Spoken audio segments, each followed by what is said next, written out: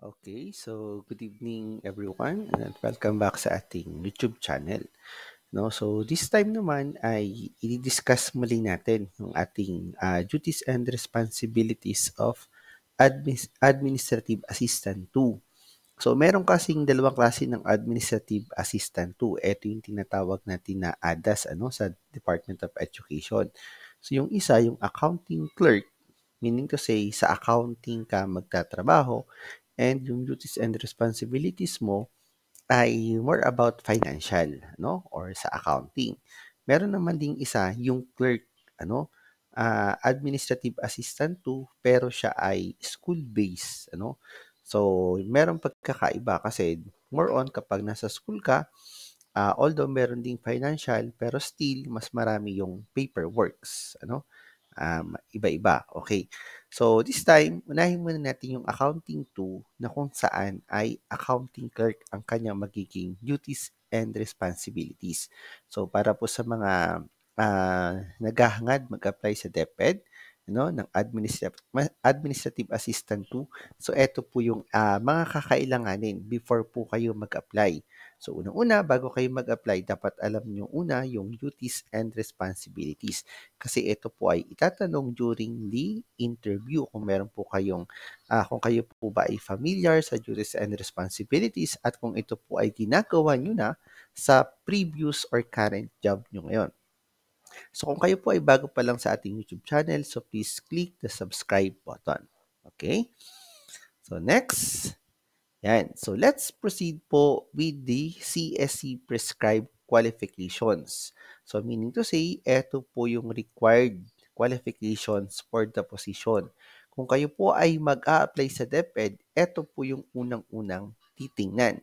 So ano po, para masabi po kung kayo ay qualified or hindi. So sa DepEd po, ang proseso ng pag-a-apply, so iintayin yung memo, and then ilalabas po yung position na available, and then i-check nyo po kung kayo po ay qualified. Kung qualified po kayo, applyan nyo po. Ano po? And then after ng application, tatawagin po kayo para po sa interview at saka doon sa on-the-job training. Kung saan, i-interviewin kayo and then may papagawa po sa inyo kung talaga pong kaya nyo, written examination, yan, mga ganon. Okay, so unahin po natin yung CSC prescribed qualification. So unang-una, dapat po ang education nyo ay at least graduate po kayo or graduate. I mean, 2 years in college. Kung kayo po ay merong yung iba, TRISEM, di ba po? Ayan. Kung kayo ay at least 2 years, so meaning to say, qualified kayo pagdating sa education. Pero sa experience naman, dapat meron kayong at least 1 year relevant experience. So, kung paano sir kung walang 1 year? So, hindi po kayo qualified. Hindi po kayo pwede mag-apply dito sa position na to. And another thing for the eligibility, kakailanganin po ng dapat po kayo po ay merong first level eligibility. Ito yung Career Service Professional or yung CSC eligibility. At least sub-professional. Ano po? Kung kayo naman po ay professional, much better. Kung kayo po ay may LET, much better. Or any board exam. Ano po? Dahil sa trainings naman po, dapat at least meron kayong 4 hours of relevant training dun po sa inyong position na ina-applyan. Kung more than 4, mas maganda po kasi later on, gagamitin nyo po yan sa evaluation of documents. Okay, so next naman po ay ang job description. So ano ba itong job description? So ito yung mga nakalagay sa job description. Okay po. So unang-una yung position title. Ang title nyo po ay ADAS 2 or Administrative Assistant 2. So ang parenthetical title nito or ito yung tinatawag nating generic title na kung saan ay malalaman po natin yung ating mismong duties and responsibilities. Ang parenthetical title po ng ADAS 2 ay accounting clerk. No? So meaning to say, so sa accounting po tayo magtatrabaho, maliban na lang po dun sa isang ADAS 2 na sa school-based. So ang bureau or ang office po natin ay sa Office of the Schools Division Superintendent. So tayo po ay magre-report sa ating accountant 3, So normally ito po ay nasa accounting department ng Department of Education or ng ating division office. So sa ngayon po, 2025, ang salary grade po ng um, ADAS 2 ay salary or SG8.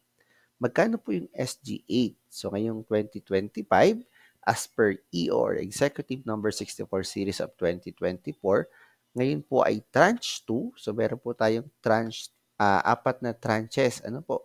So tranche 1 to 4. So ngayon po ay year 2. So ang sweldo na po ng ADAS 2 SG8 ay 21,448. So magdadagdag pa po yan ng next January 2026 and January 2027. Yan po ay nakabase sa EO 64 series of 2024. Next po, governance level po natin ay Schools Divisions Office. And then, ang unit po natin, katulad na nabanggit ko kanina, is Accounting Unit. No? So, Finance Division. So, malaki ang Finance Division. So, particularly po, doon po tayo mapupunta sa Accounting Unit or Accounting Department. Okay? Okay, so ayan naman po, pag-usapan na natin ang duties and responsibilities. So dito po tatakbo ang trabaho ng isang ADAS 2, ano po, na nasa accounting unit, ano? So unang-una, ito po yung sa left side, yung tinatawag nating KRA. Ito po yung ating base na duty na kung saan accounting records at accounting reports ang pangunahin nating key results area na pagbabasehan ng ating performance rating at the end of the year. Okay, so dito naman sa duties and responsibilities, so receives accounting documents and maintains a record by photocopying and filing documents upon receipt for future reference. So ang ginagawa po natin, magre-receive tayo ng mga accounting documents katulad ng payroll, etc. No, so ito po ay dapat ma-maintain natin yung record. So sa amin po, nagpo-photocopy kami at the same time nag-i-scan po kami for future reference. So, scanning. So, pwede po yung sa cellphone or mas maganda yung scanner para mas malinaw. So, another thing, proceed po tayo sa KRA ng accounting records. So, sabi dyan, maintains accounting databases by entering data into the computer and processing backups. So, palagi po tayong may backup. So, ito po, i-record nyo po lahat ng documents na na-receive nyo. Ito po ay napaka-importante. Pagdating sa financial, according to BSP, so dapat po at least 10 years na nakakip ang files bago po natin ito itapon. So, at least 10 years. So, reconcile bank statements by comparing statements with general ledger. So, ito po, reconciliation of bank accounts. So, gagawin po natin yan. Tama ba yung na-release na funds? Ano po? So, wag po kayong mag-alala. Tuturuan naman po kayo dyan. Bago po kayo umupo, ay tuturuan po kayo paunti-unti ng nasa accounting. No?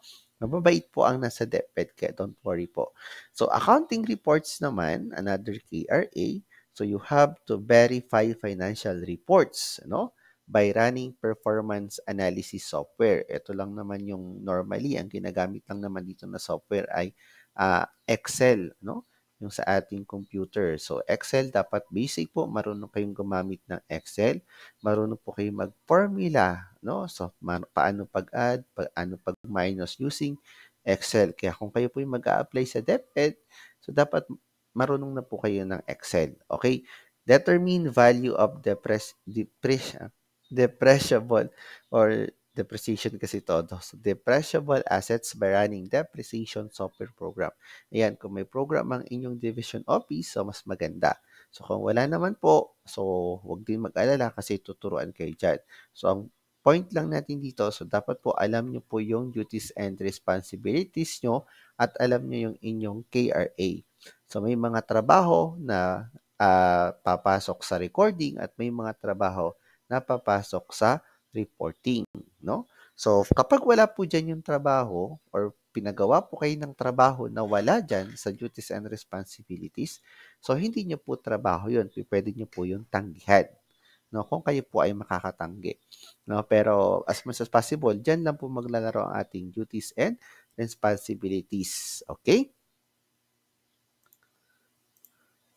Yan. So, again, so thank you for listening. So, again, I am Mr. Secretariat. Ano? So, ako po ay AO. Yan. So, meron po tayong mga sample files if you have, ano, yeah, if you want.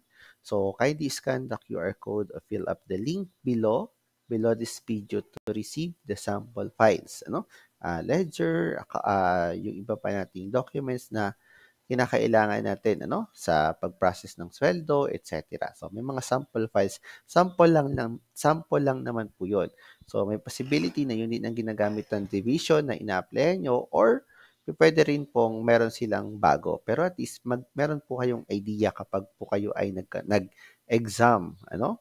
Nag-exam sa or nag-interview sa inyong application. So once again, good luck po and welcome, hopefully, welcome to DepEd.